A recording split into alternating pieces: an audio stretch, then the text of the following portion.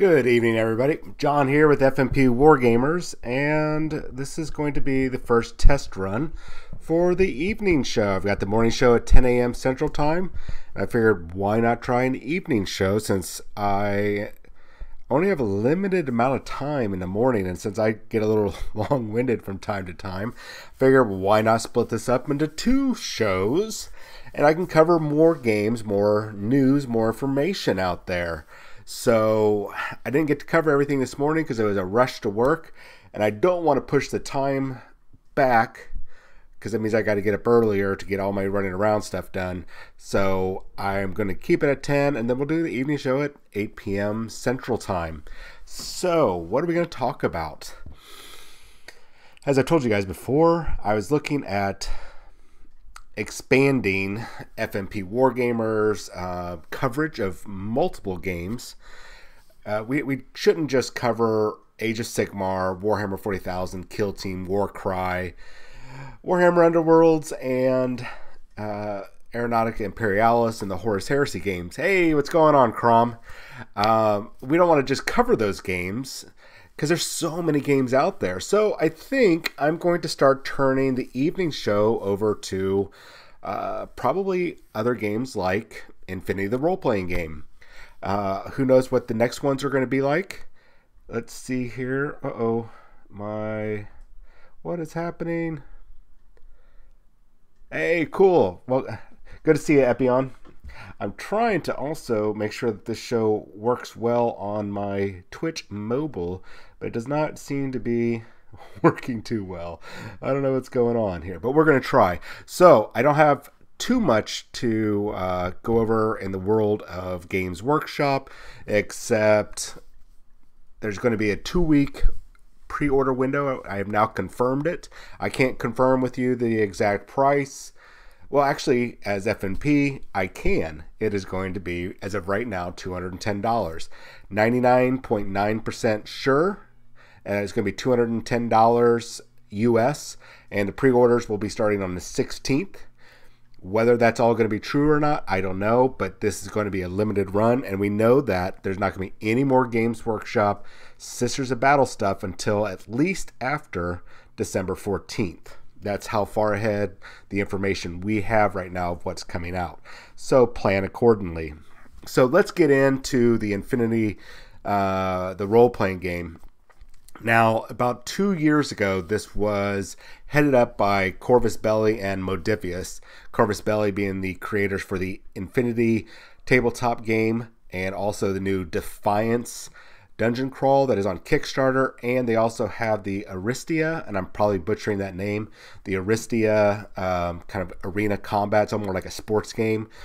Basically, they create some of the most gorgeous miniatures, 32 millimeter true scale size, that just absolutely gorgeous.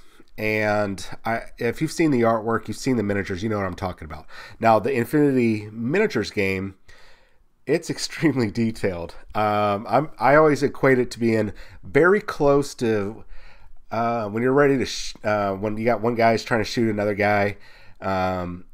You pretty much have to calculate wind speed, the curvature of the earth, bullet drop. Now I'm being a little excessive there, but it's a very tight rule system, but it's very excessive in the amount of rules. More than what you'd expect from a miniature game, a skirmish level miniature game. But it's just that detailed.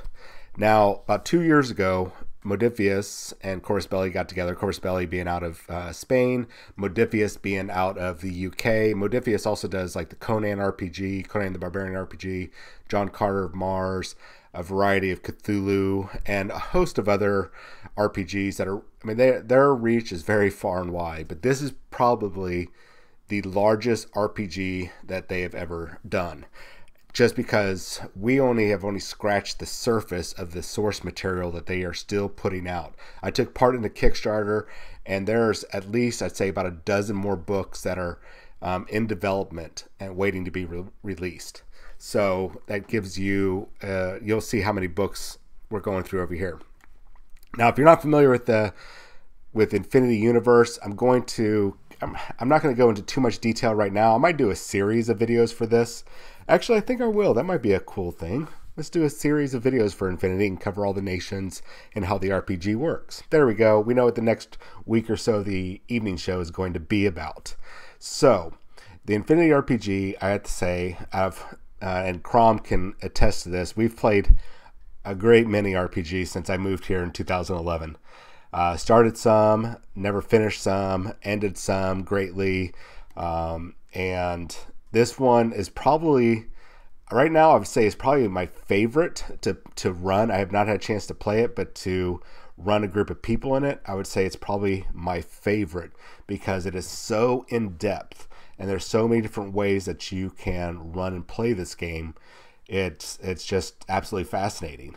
You can do, well, I'll get into all the details. So I'm going to read a little thing here. So essentially, let me click on this. Sorry. Got a little ahead of myself. So the play dynamic, they use the 2D20 game system, which for all skill, all interactions, everything that you're trying to do, you're going to roll two 20-sided dice, and you'll need to get a number of successes, anywhere from 0, meaning you're going to automatically succeed, just don't roll a failure, all the way up to 5 successes. But John, how do you get 5 successes off of 2 dice? Well, there's a number of factors, and I'll kind of go through this in future videos, but there's ways to add dice. There's ways that your dice will give you multiple results, and you have the ability of your friends chipping in and helping you out. So there's a variety of ways to get multiple successes. And I tell you, it really does kind of create an interesting dynamic when you're doing any types of action. And as it says here, it's cinematic action driven by the twin engines of heat and momentum. Those are things that will, they're like basically little tokens that whoever's running, the narrator or the game master and the players, can use to alter the outcome of the dice or add more dice rolls, create complications like, oh, you know what, you're right, you just successfully unloaded your shotgun rapid fire, but I'm going to go ahead and spend some heat. As a GM, I can do this, and I can cause your weapon to jam. You'll need to spend a reload to be able to get it working again. Oh, you don't have any reloads. Well, good job. You managed to wipe out that one target with your shotgun, but you're out of ammo and your weapon's jammed. Now let's proceed. So there's lots of things that you can do. You can steal initiative from the GM or vice versa.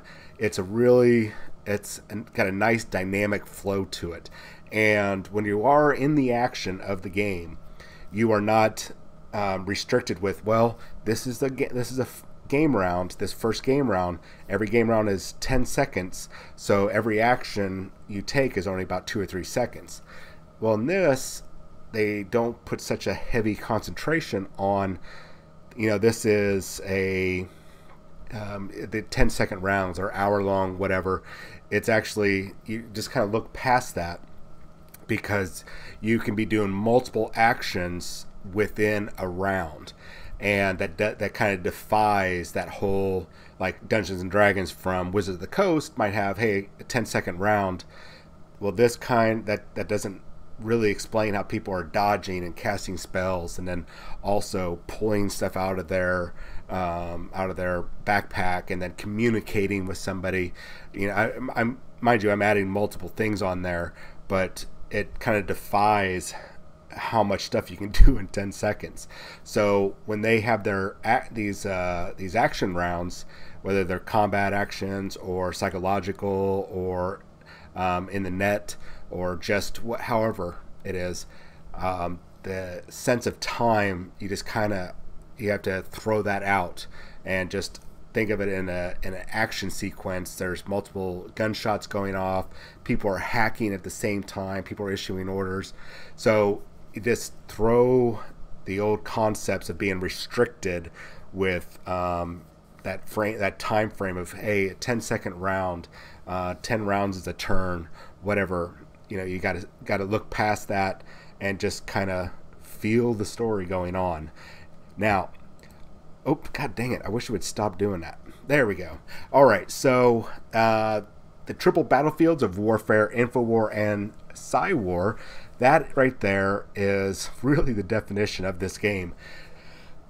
So warfare is essentially, that is your combat. That is your action round where you've got guns going off. You've got cybernetic ninjas and samurais running around trying to cut people off, cut them up. You got dog warriors, which are like these alien human hybrid werewolf, essentially. I don't want to say werewolf, but it's very close to what they are.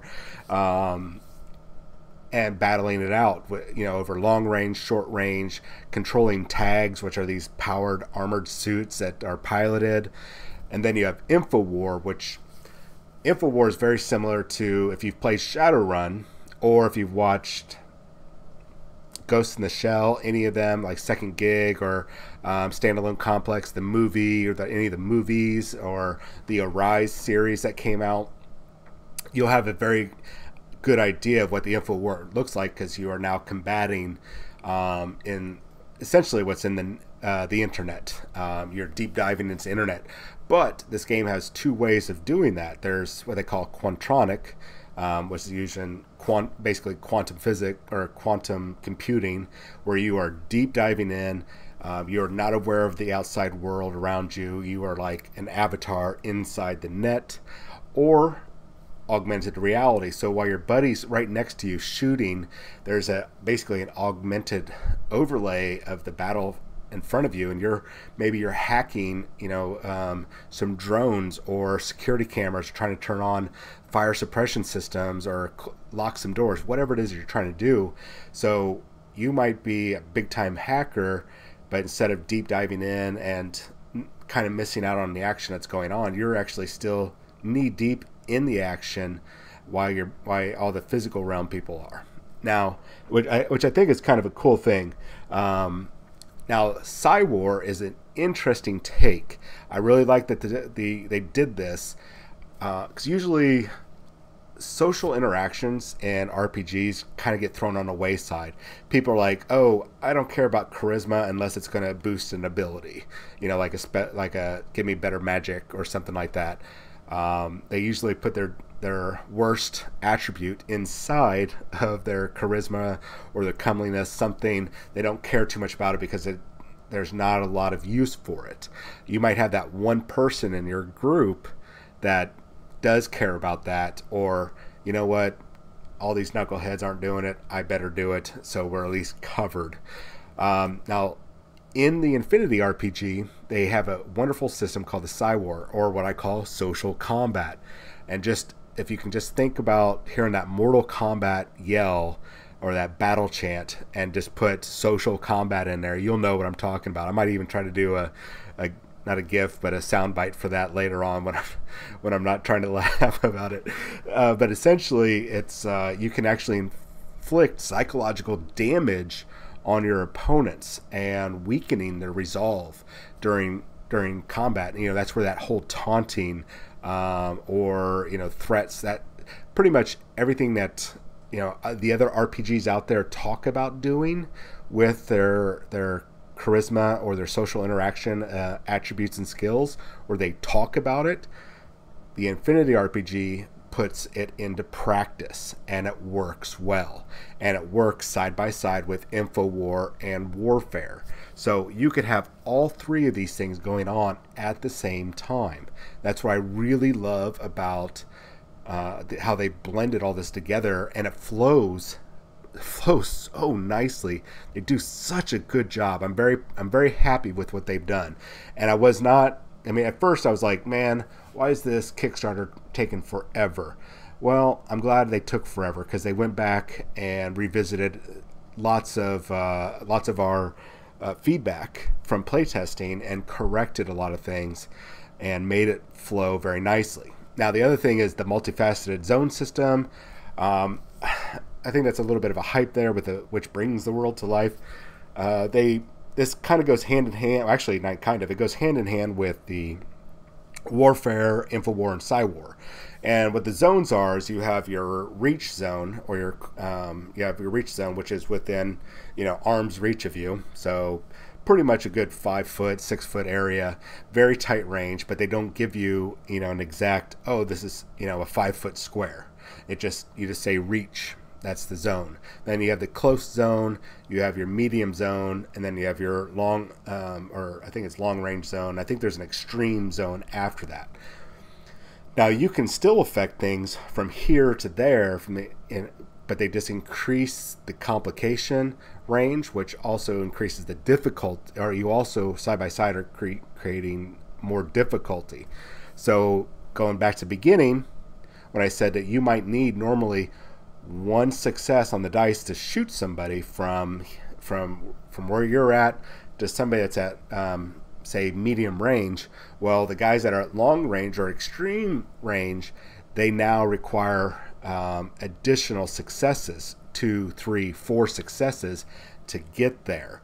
And that applies also with the Infowar and Psywar. I mean, imagine being right here and me trying to shout and trying to essentially maybe try to enrage the guy in the apartments across from me, and he's got his door closed and I'm basically yelling at my wall. I mean, that's a lot of difficulty. So how would I get around that? Well, maybe I've got, a bullhorn and somehow he's still hearing me. That's the type of things that the difficulties that you actually can experience in this. Now, you don't have to worry about wind speeds and curvature of the earth, bullet dropping like that. And if your GM is throwing that in there, you might need to dial that back, because that's already built in with this difficulty system. And that complication thing applies to all forms of battlefields. The complication is essentially if you roll basically a 20 on the dice, on the D20, that is a critical failure. That means something bad has happened. Now, if you increase that complication range, that can be a 19 to 20, 18, 17, 16. You can increase that to where, so if you roll those dice, you still might be successful in your action, but now you've not only, you succeeded, but you've also triggered a complication. So maybe instead of, shooting the guy's head off, you just winged him. That sort of thing. There's all sorts of things, and it's very open-ended for the GM to interpret. So let's keep going here. So you can explore the definitive guide to the universe. And basically, guys, I just copied and paste. So all due credit goes to the Modifius site. I just copied and pasted. It was so much easier than typing the exact same thing. So they explore the definitive guide to the infinite universe with a complete chronology Jesus, of the human sphere, detailing centuries of bloodshed, which it does cover a great deal of lore. I'm actually going to get up from my chair. I'm going to go over and get my book here in just a moment.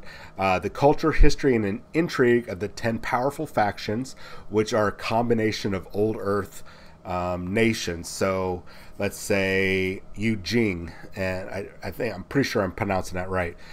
They are a combination of pretty much all the Southeast Asia, Japan, Korea, China. I think India is tied into there, Vietnam. All those Asian countries are now this one pretty much mega country, or why can't I think of what they're called? I mean, besides powerful factions, but these galaxy-size nations. And then the gazetteers for all 12 worlds of the human sphere, including beautiful full-color maps. And what that is there's essentially 12 primary worlds throughout what they call the human sphere, which is all the different worlds that mankind has gone out to, thanks to discovery of some wormholes and some extra technologies. And it really does go beyond that, because each of those worlds also have some moons attached to it. So you get a nice history of those worlds. You get all sorts of lovely extra information about locales, sites of interest, any sort of conflicts going on there, and what they call wilderness of mirrors, which is kind of like extra little mini scenarios that you can play during a session. You can hand out to all your players, or just one or two, basically a wilderness of mirrors. And it's like an extra little, hey, if you accomplish this little extra mission, your choice if you want to or not. If you do, then it's going to help. It's going to add a new aspect to the story, which is awesome. and it's going to get you personally some extra benefits, but it could cause a little bit of conflict. So let me grab that book real quick, take a look at my lovely ladies. I'll be right back.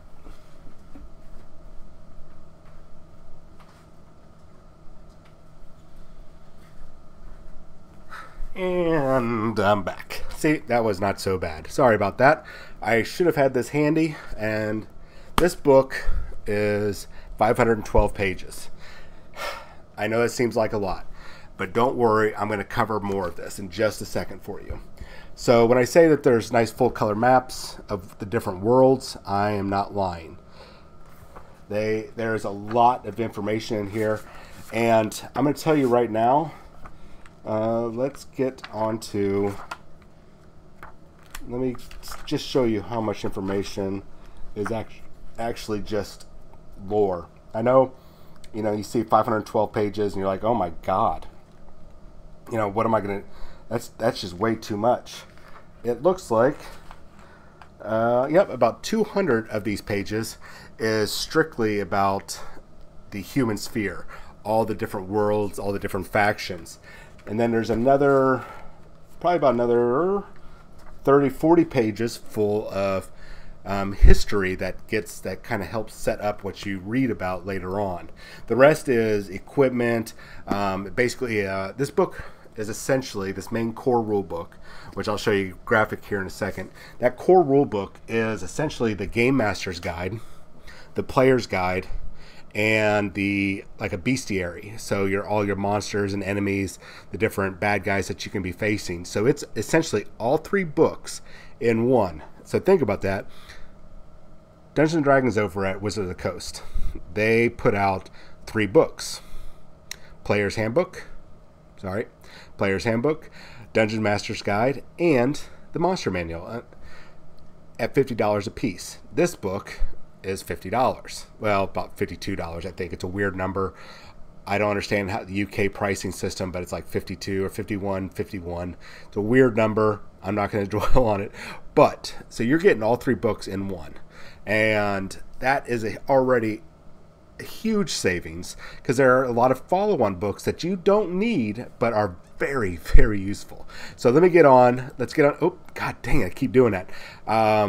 So the next part is, and I'm going to get a lot more detail about this in the future, you leap into your character by trading an immersive life path system to create your character from within the G5 nations. Those are the big 5 plus the 5 minors. Now you need to keep in mind that this is your character creation system, and it is a very in-depth, very, very in-depth character creation system, and I think Crom can attest to this, and anybody else that might get on chat later or into the YouTube chat. You can die during character creation. Multiple times can you die during character creation. I'm going to leave the hows and the whys for you to figure out whenever you pick up this book or you happen to play the game with somebody. But you can die during character creation. That's how crazy this game is. You could, Crom had died in character creation. I think one of our other guys had, in our previous game, had died in character creation. It happens. And it's so crazy when you're designing these characters, because you start at adolescence and you end with, usually the ideal setup is you start the game after you've either continued your career a second time, or you've started you're in a new career. So, oops, sorry about that. I don't know why that keeps doing that. So you have essentially those two. It's like about a 9-step process, and I know that sounds like a lot, but it's basically just taking some dice and rolling and just looking at the chart. Okay, that's what I got. This is completely very, very immersive character creation system. And you might be like, oh man, I don't want to roll dice to get random stuff. I want, to make an OP character, an overpowered character, or a meta breaking character. You don't need to do that. It's going to happen. You're going to have these great characters. Even if you roll bad, you are still going to end up with some great characters, and to help you out. And this is, I think, the cool part. There are 2 options during character creation, really 3. There's the one where you get no bonuses to adjust the life path. The normal, the set normal, is you get what they call life points. And during each of those steps, you can spend a life point to alter either the dice roll or to choose what you want out of along that process of figuring out from birth all the way up until you're ready to start the game. And it does help. I've seen people really, one person wanted to be one of those dog warriors that I mentioned, the big werewolf creatures. And actually, I think we have a picture we'll show you a little later. So he went ahead and spent 2 of his life points to go ahead and start. Did that just freeze? Gosh darn it. I'm really getting tired of iPhones I like, but I'm having some issues with mine. So we'll see if we can get this happening. Anyways, he chose a couple of his, or used some of his life points to get the character race that he wanted. And I mean, it ended up being great. He was a giant werewolf, or dog warrior that had the color pattern and ears of a corgi, and that was by his choice. You know, I mean, that's just the way he wanted it to look out. That's not a normal choice. That's just the way he wanted his character to look like, and it was really great. It was really fascinating character. Anyways, so once you got your character created, you will be vying with other human factions, because you might be, say, a member of Eugene. Your buddy might be somebody with Pan-Oceania. The guy or the gal that's running the dog warrior is ReADNA, but maybe they defected to the Submundo, which are like the criminal underworld.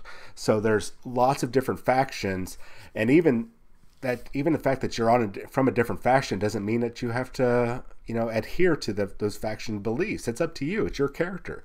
And I already mentioned about the wilderness scenario design system. That's where, you know, you can actually enhance your character's story, their abilities, pick up extra special or pick up extra experience points over other people, because you are progressing the story. And that is what makes this game great. And then, of course, you get to do the head-to-head ready-to-play enemies. You get to go up against them. Get to, as they say here, you get to shape your destiny, just like you expect from any type of role-playing game. And there are a lot of enemies. I would say in that book, there's probably about 100 pages, close to 100 pages of bad guys and gals and things. So it's something to think about when you are wanting to play this game. And if you're a fan of Infinity already, this is something for you. If you've been looking for an awesome futuristic RPG because you're tired of the fantasy adventures, because it's always D&D. Oh, is that a Cthulhu? Which, you know, both great, but you don't want the cyberpunk magic of Shadowrun. Star Trek's a little boring, but you want something. You want to play something very cybernetic. You want to play something far future. You want to have energy weapons and exosuits and, you know, battle armor and all this stuff, and fly around in space. This is the game for you. So let's keep going here. Let me check the time frames. I really don't have much of a time frame, but I'm trying to keep it a light video. So, as my lovely assistant here is showing, is that my assistant, sorry, the assistant right over here, she's showing, this is the core rule book is on the left side. This is the meat and potatoes of everything you need. And I would recommend, if you guys are going to sit down and play, buy just one of these. You just need one of these core rule books. That's all you need. And then the players, if they want, buy the player's guide. The player's guide has all the character creation rules in it. It has a condensed equipment section, so you don't have all the extra little flavor texts about the different types of equipment you can have, but you have what you can buy, all their stats, everything else. It also has gameplay, how to play the game in each of those stages of warfare, infowar, and Psywar. It has all that in there. It has a character creation system, I just said. It's really a condensed version of the core rulebook. It's pulling out all the lore, because you don't need that, because it's just a player's guide. This is just to get you going. It pulls out all the, basically the bestiary and your adversaries. It tosses that out. It tosses out the pretty much, I think, almost the entire breadth of the initial lore that they talk about. Tosses that out. And it does get rid of some extra rules that the GM pays attention to, because at the end of the day, this is the player's guide. This is just for you as the player. Sorry, I gotta take a drink. I'm trying to cover the mic because Crom pointed out that this mic picks up every sound, so I'm trying not to burp, fart, or have indigestion or slurping noises. And if you heard it in the past or just now, I really apologize. Maybe I'll find a way to turn the mic off whenever I take a drink. Okay, so like I said already, you only need one of these books if you're a player. In your group, you really only need one core rule book. So, I mean, technically you can just get by with the core rule book. You don't need to buy the player's guides, but the player guide is $24.99, I believe. So that's a bargain, and it's like about 130 pages of material. So everything you need to play. Heck, if you just get 2 of these books, you will streamline gameplay and character creation with your group. I'm going to just highly recommend it. So if this seems interesting, but you're not ready to dive into it, and you're not too sure if your group might like it or not, there's QuickStart Rules. Now, mind you, it is not the whole breadth of the rules. It is not every available option to you, but the QuickStart Rules is free on the Modifius.net website, and I also think you can get it on DriveThruRPG. I am going to recommend, if you're on the fence about this, download them. It's for free. Now, there are some rule changes from when this QuickStart system, this QuickStart download was created. This is about, I think they were in like beta 2.0, 2.5, right before they did the updated rules and releases. So there are a tiny bit of discrepancies that it's not going to affect your gameplay or immersion in the game, or whenever you transfer over to the actual full game. So you're not losing anything.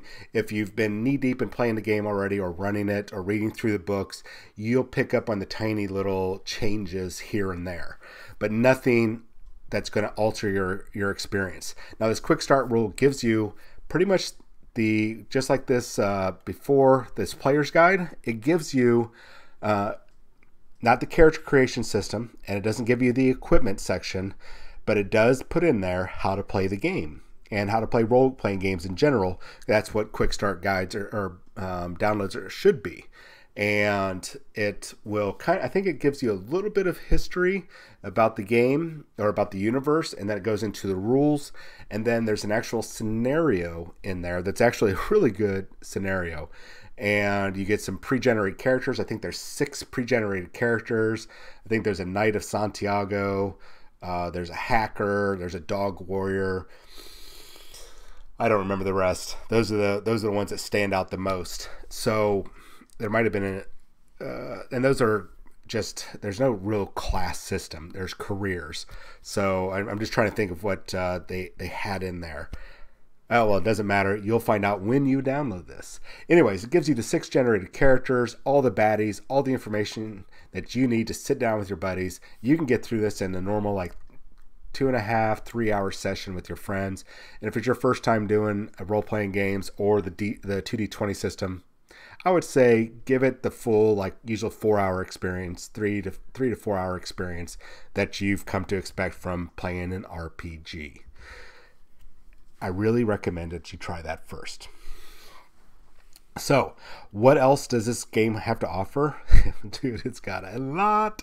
It's got a lot. So, let me get into a little, I'm going to be avoiding SJW type stuff here, but this game inadvertently caters to everyone. It has no intention of catering to anyone in particular, or trying to go, hey, look, woke woman stuff, or sexuality and gender stuff. It doesn't do that. It's all naturally blended in there, and where you don't even pay attention to it happening unless you are sitting there critically analyzing word by word. And even then, whenever you're do a critical analysis of this, you're just like, oh, okay, it has no bearing on the game. It is not trying to pass on any sort of message, or trying to promote politics or anything. Well, there's politics involved, but it's on a galaxy spanning size. So this is in the future. So everything that's going on now, we're past all that, and it's the far future. So when I say this game caters to everybody, it does, because the scope of this game is so far reaching and so far in the future that there's just so much going on that you don't care about those semantics, I guess, or not semantics. Kind of like in Warhammer 40,000 and that far future, nobody cares about gender identity, sexuality, race, unless you're not human, and then we care, because if you're not human, then you're the bad guy, which is just bizarre. Anyways, it's another one of those universes where we don't care. This universe has its own identity to it that doesn't care about that. And you can blend it in there, and you just make it as natural as it should be. So when I say it's diverse, it is diverse with races, ethnicities, genders, cybernetics. And when I say races, I mean by alien races, hybrid alien races, artificial life. That's what I mean by races. Ethnicity is its own thing, sexuality, gender, whatever. It is, you don't care. And I know I'm going on about it. I just want to establish that if that is something that is going to drive you away, don't let it, because it doesn't matter in the game. And if it's something that attracts you to the game, cool, perfect, get in. It's there if you want to, but you're not going to have time to make it about that, because there's so much going on in this game, and it is very frightfully dangerous to play. But it's also very invigorating, and trying to navigate 400 years in the future. It's very scary and very awesome. I mean, just looking at these images. So what else? What am I droning on about? What else does this game have to offer besides all these wonderful creation systems and diversity of life and careers and everything? The first book I would recommend also you getting after you do the quick start, and you get at least that main core rule book, so you can get a feel for how to run games or game sessions or adventures in Infinity, is by Adventures in the Human Sphere.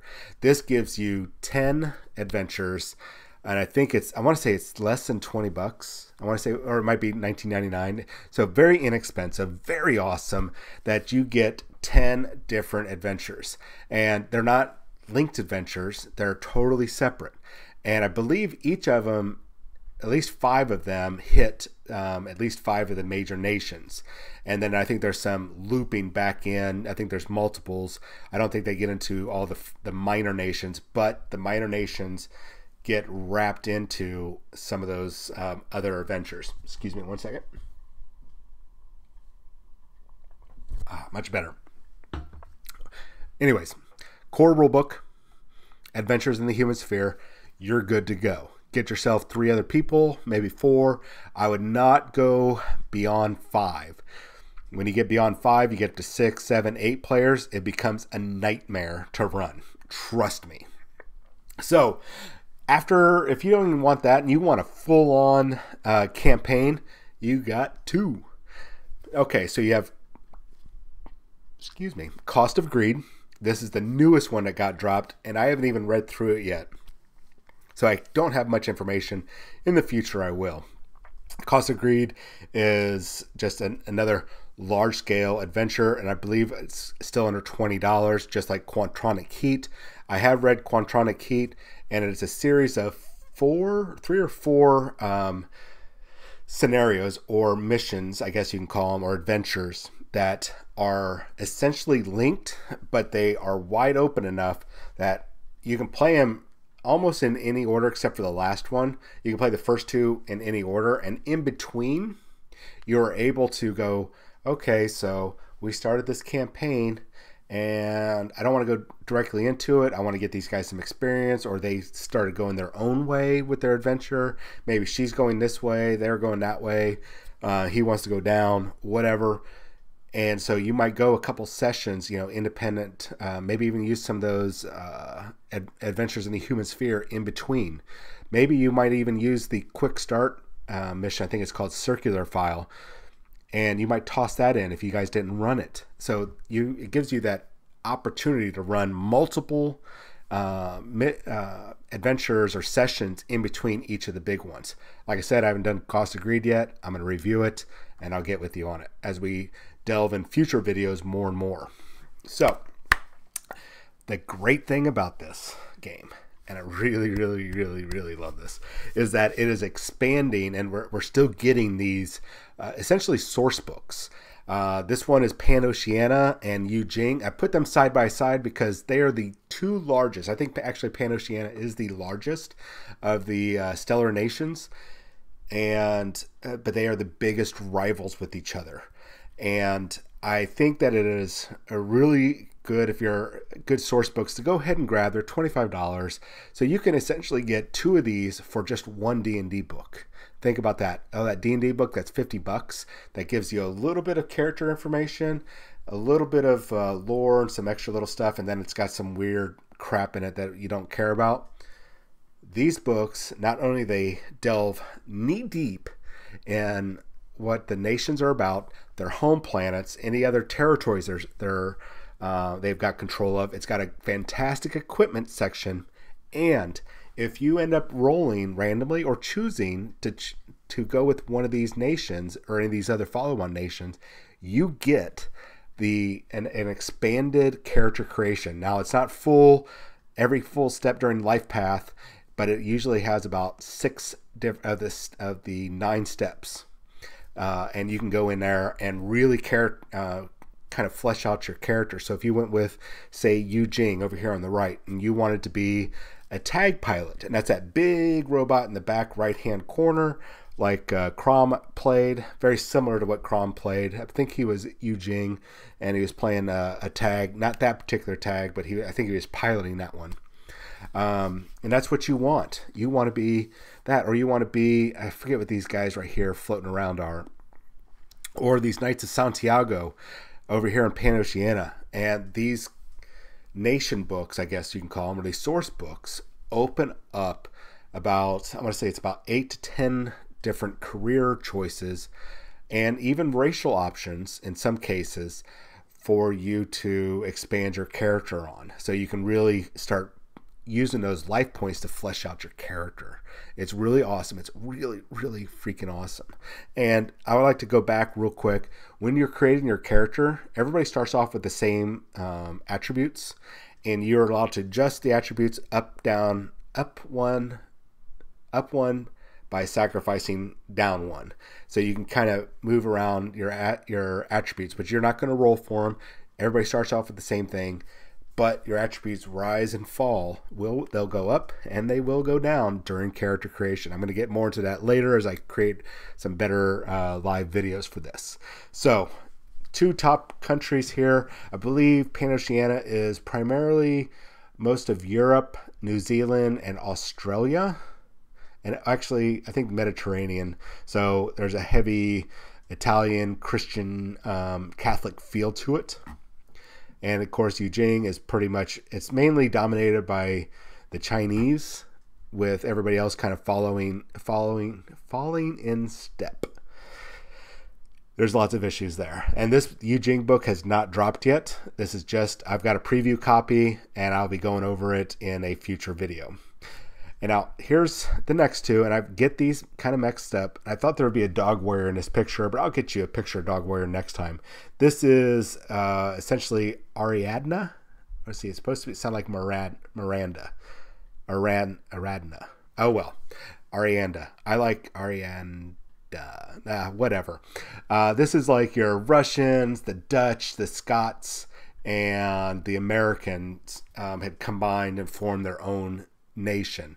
They're kind of on the back foot technology-wise, but that's a good thing because a lot of their technology is not hackable, and you don't want to get your equipment hacked during combat. It's not a good thing. So they are very gritty, very frontiers like, almost. Think about Old West, or back during the time of exploration when America was being explored and Canada was being explored, and we were pushing the boundaries of explorations of North America. That's pretty much kind of what you have here. Now, twist that with more of a military aspect, and you'll have a better understanding of what I'm talking about. And once again, you can choose multiple life path options in here. This is where you can be what they call a wolver, which is kind of like a mule is to a horse. A wolver is to a dog warrior. So they're sterile, but they're kind of in between, where a dog warrior, you can transform from human into this big, monstrous, werewolf-like creature. The wolvers are somewhere stuck in between. Really cool. We're going to cover more of that later. Now we're going to go over to Islam, and I know some people are like, Islam, yeah, Mid-East teachings of Islam, but not modern day versions of Islam. We're talking Islam if they got their collective butts together and realized that it's turned more into a philosophy than it has a religion. Even though that it still exists as a religion, it's there's more of a philosophical, a peaceful, besides going to war as a full stellar nation. So how we see them now in movies and in real life on TV, think of it as a very peaceful, very advanced nation with with their own home planet. They're merchants. It just total different. It's pretty much a 180 on what we think of Islam. So don't think of it as in some way to get people into Islamic philosophy. This is it's really just in name only. It really is. Trust me on it. When you read the source book, or even if you're like jumping onto Wikipedia right now or later on, you're going to see that it is nothing like what today is. So please trust me on that. I think one more to go. But once again, same advancements. You can do character creation system. You have your lore on the worlds. You have your equipment. The last two I'm going to cover. Before signing off tonight, because I'm pretty sure, this is good. I wanted to have a good, solid, almost hour video, just kind of giving you a nice overview. I think the next video tomorrow, I won't be doing one on Friday because I work till midnight, but I think tomorrow we'll actually tackle the life path system, and I'll do some highlights, give you guys an example of what to expect with the game. All right, so the last two nations are really, and just so I can kind of show you, with the exception of ReADNA and Islam, these other two nations are really their rivals, really, really bad rivals. So Nomads, it is essentially South America, I think parts of Europe, and I believe all of Africa, or a good chunk of Africa.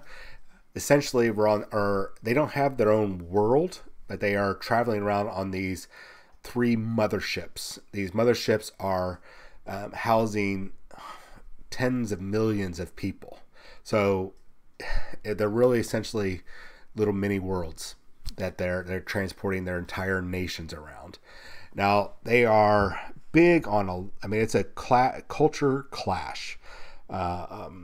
Of mainly Latin America and Africa. That is your 2 biggest clashing cultures. And it is really, really invigorating reading about the Nomads, because they also delve into a lot of DNA modifications and cybernetics, and you'll see also a lot of physical augmentations. So outside of like a boob job or a lip job, but maybe you want your hair, maybe you just go something simple like your hair is a bunch of fiber optic cables and they're constantly changing colors or whatnot, but they're really fine and it looks like regular hair. Or you've gone the extreme route and you become what they call an uplift, and I'll go over those in the future. And it's where you actually get some, your DNA or your body is there's because they've got these things called life hosts, which are like synthetic bodies, or that anybody can really get, or they do some DNA modifications where you have crossbred some animal DNA, or animal abilities are tied into those L hosts, and you take on those characteristics. You might have somebody with, let's go with the Nico cat girls. You might have little cat girl ears, and you might have some features, little cat girl nose and eyes, and you're really super cute. But then, when you get into a fight, you pop out these razor sharp lions type claws. You're gouging people's eyes out and just that sort of stuff. Or maybe, you have ties with avian, and you're really fast and light, and you might even have wings. I don't know. I haven't even looked totally into the uplifts. But they also have a great number of exosuits, like that my boy right there in the center right.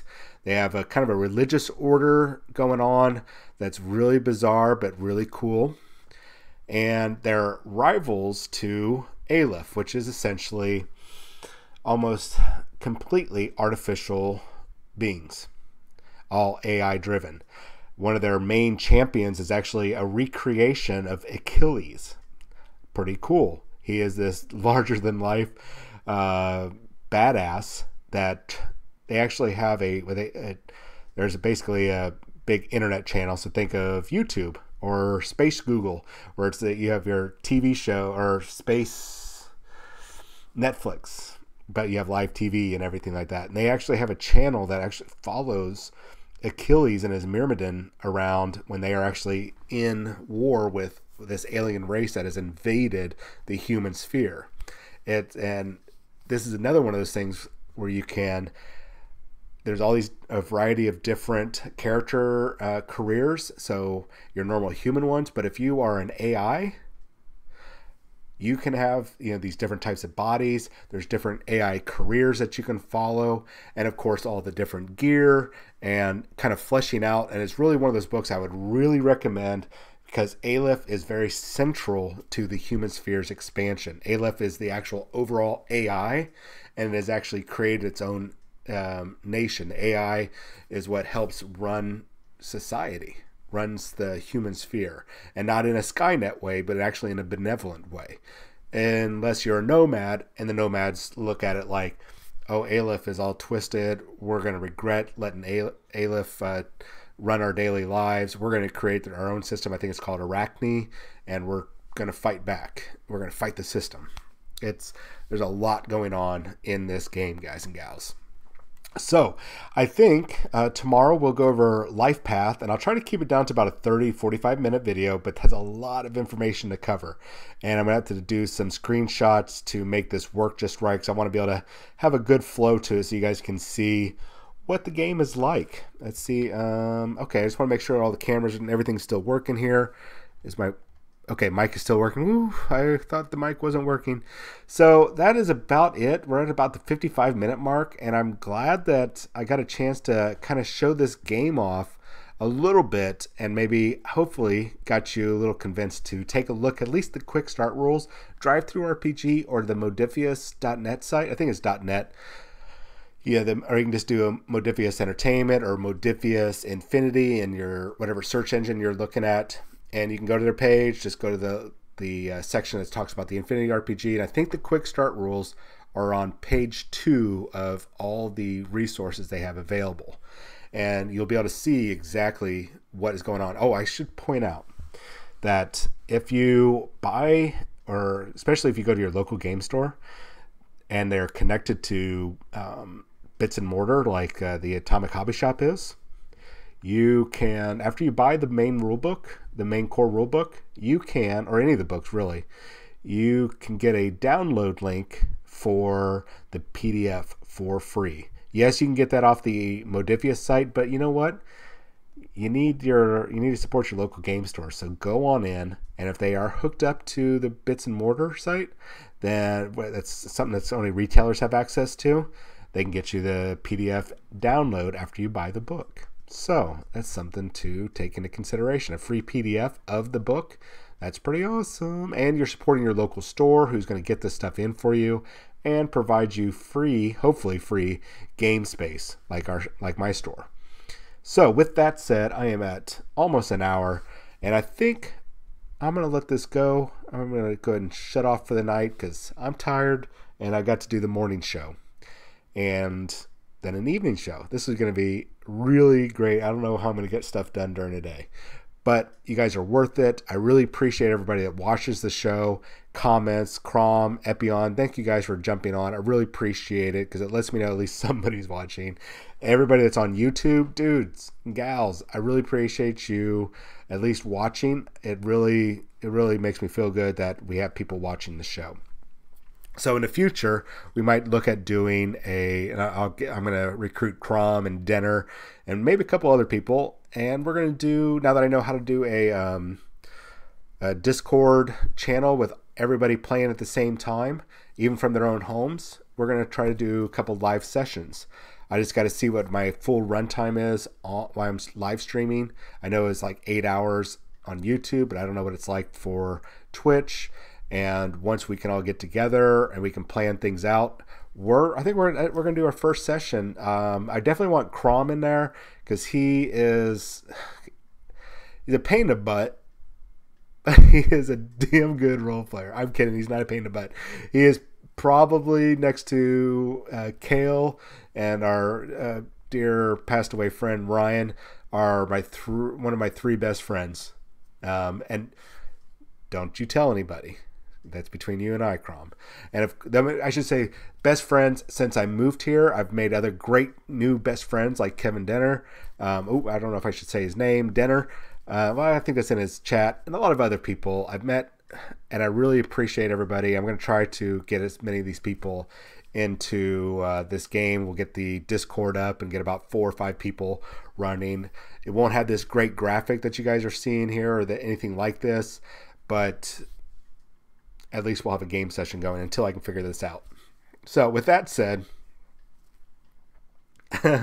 yes, you're the best member until Denner jumps on or Kale or somebody else, and then they're the best member too. Alone, abandoned by his crew. See what I mean? It is going to be great having these people in this game, and especially doing a live session, and you guys can interact with the group and maybe even influence their actions. We'll see how that goes. With that said, my name is John with FNP Wargamers. This is the FNP, the evening edition, our first, I think it is our first this is actually the first FNP evening edition. So there might be some changes to the graphics here, but thank you for joining us. Thank you, Crom and Epion, for jumping on. I really, really appreciate it. All of our Patreon supporters, our subscribers, and our YouTube subscribers. YouTube subscribers, hop over to Twitch. Please, please, please jump on, subscribe, watch the videos. We're going to do something in the near future. I don't know what type of show it's going to be, but we're going to be doing something for charity, and so we can get enough viewers all at once. Because we need to get up to 75 viewers during one viewing, so we can get to that next level and we can actually provide more content for you guys and gals out there. We really want to be able to do more for you. We just need to get that next level. So if you're on right now, so let's see, list finger. All right, up here, way up here in the corner, subscribe button. Hit the subscribe button, hit the follow button. Join us. If you're an Amazon Prime member, you are going to be getting, you can get a free subscription, a 1-month subscription every month on Twitch. So make sure you do that. And if you're a veteran and you are going to be, you want to do Amazon Prime, but it costs so much, there's basically a $40 $40 or $50 off coming up for veterans on Veteran Day, or it might be in effect right now. I'll actually bring that up in tomorrow's morning show, and I'll get you guys the link. You guys can follow the details and get Amazon Prime for cheap if you are for basically a 1-year subscription if you're a veteran. So with that said, thank you to all our Patreon supporters. Thank you to GameMat.eu, our partner at CreatureCaster, the Atomic Hobby Shop, and of course every single one of you for joining me this evening. And I'll talk to you guys tomorrow.